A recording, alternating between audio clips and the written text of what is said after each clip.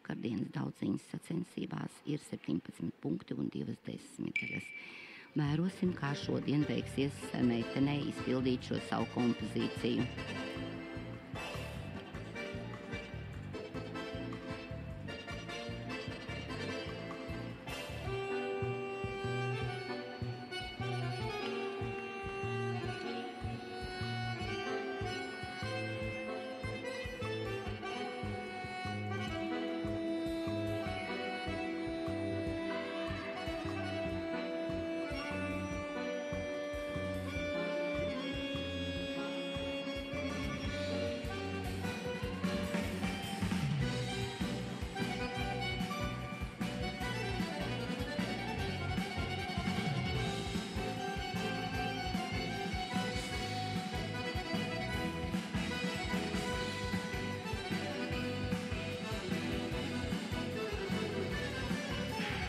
Kamēr jūs vērojat, lūk, Annas Baško izpildījumu, mazliet pusi pastāstīt vēlos arī par Jūrmalas pirmo mākslas vingrošanas treneri Baibu Kaimiņu.